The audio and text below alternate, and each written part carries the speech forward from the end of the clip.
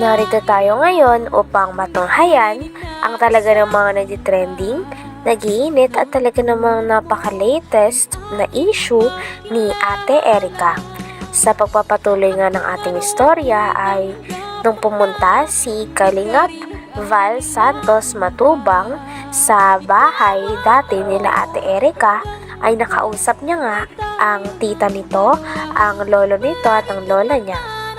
At dito nga nilabas ng hinaindi ng kanyang tita na talagang simula daw nagkapera sila Ate Erica ay nagbago na daw ang kanyang ugali. Dati kasi nung wala pa silang pera ay damay-damay at sama-sama daw silang magpapamilya. Ngunit ngayon ay bigla na lang daw nilang iniwan ang kanyang pamilya at hindi na kinakamusta. Nagtampo rin naman po kami kaunti sa kanila kasi po nung time po na 50-50 na rin po yan si mama eh. Swerte na lang po at nabuhay pa. Nung bagong taon na agaw-agaw na rin po yan, eh, nagtampo rin po ako sa kanila kasi nakuha pa po nila kasing maghanda nung bagong taon, magpakasaya. Sa halip na kami nasa ospital nung time na yun. Talagang Hindi naman baga po sa Kuya Val, grabe, nasabon mo ako dun na naiingit. Naiingit sa pera. malay ko. Hindi po kuya, di ako Ay, hindi naiingit. ka Ang ano ko naiinggit? lang po talaga yung kagaya po nung dati nung wala pa silang mga pera, yung damay-damay kami, yung tulong-tulong kami pag ang Dati okay sila, no? Opo. Na maganda yung relasyon nyo. Eh ngayon po kasi Kung parang, nagkapera, iba na. opo, yun po yung isinasama ko lang din po ng loob sa kanila. Dapat di sila nagbago. Kung sakali mang Dagdag pa ng tita ni Ate Erica ay sinabi niya nga na napaka-fake news daw ng mga kumakalat na balita na sinusustentuhan pa daw ni Ate Erica ang kanyang lolo at lola, pati na rin ang kanyang pamilya na naiwan. Sapagkat ang sa katotohanan daw ay talagang hindi na nga daw sila pinapansin at hindi na nga sila kinakausap o kinakamusta man lang ni Ate Erica. Hindi rin totoo na buwan-buwan ay nakakakuha daw sila ng sustento galing kay Ate Erica. Kaya naman gusto rin daw nilang linawin sa mga tao ang bagay na ito sapagkat parang ginagamit na nga lang daw nila Ate Erica at ng kanyang ate na si Sheila May ang kanilang lolo at lola para magkaroon pa ng pera. Bas na mga ilaber na kami daw po ay natatakot na iniwan kami nila Erica dahil nawalan daw po kami ng sustento. Pinapaliwanag ko po sa inyo ilaber, hindi singkunduling, hindi yan si Erica sa aming nagpalamon. Wala kaming natatanggap yan na sustento, sinasabi ninyo. sa akin lang, halimbawa talagang desididong umalis sa Kalinga, sana isinama kayo sa pag-alis para matulungan kayo. Hindi ko na Sabi rin nga daw, po masyado. bonbon binibigyan. Yan nga po yung masakit. Pula pala. Yan po yung gusto nilang palabasin na umano po yung lolo na naman nila. Gagawin na naman po nilang patanginan yung lolo nila para sumikat na naman sila. Para maniwala na naman po ang tao. Nung umpisa po, nagamit yung lolo. Kaya sabi po namin, tama na papa, hayaan na natin sila. Manluloko pala yon yung ginawa Ang nila. gusto ko po talaga, siyempre po nakakahiya lalabas ka ng bahay, parang hindi ka na proud sa sarili mo, iisip mo na po doon sa mga tao nakakakita sa iyo, gayang ka. Ano mensahe mo kay Erica? Ayan, naka-vlog tayo. Sabi naman ng tita ni Ate Erica ay kung may masasabi din daw siya kay Ate Erica ay mabait naman daw ito at talagang tumutulong naman sapagkat talagang kilala naman nila ito simula pagkabata. Ngunit ang problema nga lang ay nadala daw talaga si Ate Erica sa ugali ng kanyang ate na si Sheila May. Kaya naman ngayon ay talagang hindi na rin niya ito makita at hindi na rin sila nito kinakamusta simula nung iniwan nila ang kanyang pamilya at bumukod sila kasama ang kanyang ate.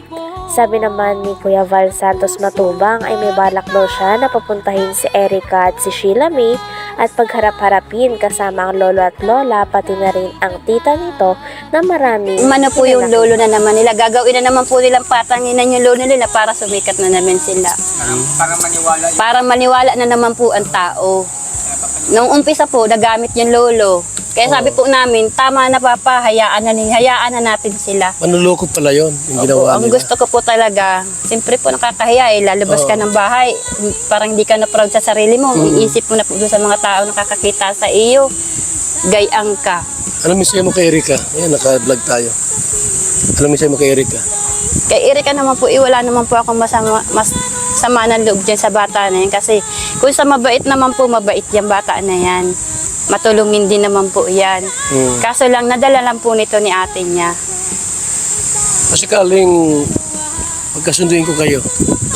Ayag ka na magkasundo kayo doon sa kabila. Hindi na muna po, sir. Hindi mo na? Hindi na muna, sir. Kasi ang gagawin ko, puntahan ko si Erika sa kasi sila may papuntahin ko dito para magkasundo Ayaw kayo. na rin po nung apo. Tinanong naman ni Kuya Val Santos Matubang ang lolo ni Ate Erika kung gusto niya pa bang makipag-ayos kay Ate Erika at kay Sheila May. Ngunit sabi nga ng lolo at lola nila Ate Erika ay ayaw na daw nila makipag-ayos sapagkat hindi na daw nila kaya ang mga nasabi nito sa kanila. Sinabihan kasi ni Sheila May o ng ate ni Ate Erika ang kanyang lolo na mukha daw silang pera. Kaya naman sobrang sakit daw nitong masabihan para sa lolo ni Ate Erika sapagkat sila mismo ang nagpalaki, nagsustento at nagpaaral kay Ate Erika at kay Sheila May. Kung sakali tayo na puntahan ko sila Erika, sila May para magkasundo kayo, payag ka? Ay, hindi na po. Umitawan ko na po sila. Yung ginawa sa akin yung ganyan ay harang nila, pastangan nila ko ay. Ganun ba? Mali masugat mo tayo Ha? Hintay lang ang panahon? Pag nagbago sila, pero wala na sa akin. Bakit ay parang masamang loob mo sa papo mo? Ikaw nang magsabihan ng mukhang kwarta, ganyan. Aba, anong kwarta ang bigyan sa akin? At sasabihin nila, Siya may sabi mo kang kwarta ka. sisilam, Mukhang kwarta ka daw? itong tanda kong ito, sabihin ako ng ganyan. Walang kaugali. Grabe naman. Hindi dapat bilang isang apo, huwag magsalita ng ganon. Sa lulo na sabihan mukhang pera. Saan sila nang galing? Sa amin, nagpalaki. Kami nagparal, kami nagpalaki kanila. Sabi nga ng lolo ni Ate Erika ay hindi na daw talaga nila hinahangad na magkaayos sila ng kanyang mga apo. Maski nga daw ng mama nito sapagkat imbis daw na ituwid ng mama nila Ate Erika ang mga pagkakamali na ginagawa nila sa lolo at lola nila na nagpalaki sa kanila ay hindi daw ganito ang nangyari sapagkat kumampi pa daw ang mama ni Ate Erika at ni Sheila May sa kanilang dalawa kahit na marami silang nagawang masama sa kanyang lolo at lola at mga nasabi na talaga namang dumurog sa puso ng kanilang lolo. Sabi nga ng lolo ni Ate Erika ay parang wala na daw talagang pag-asa dahil ayaw niya na rin makita ang dalawa dahil feeling niya daw ay talagang nalapastangan siya sa mga sinabi sa kanya ng mga apo na kanyang pinalaki.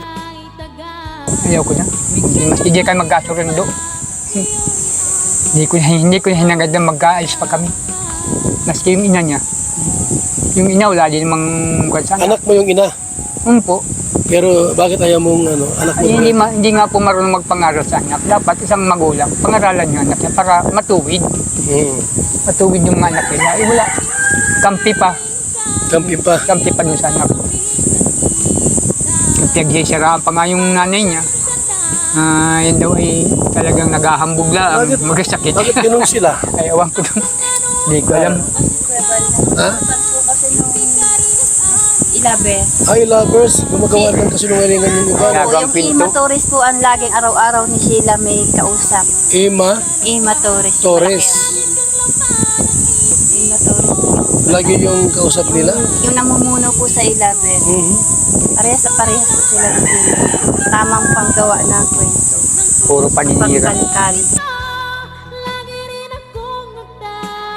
hanggang dito na lamang muna ang ating napaka-latest at napakainit na issue ni Ate Erica. Maraming salamat sa inyong panonood. Hanggang sa muli. Bye!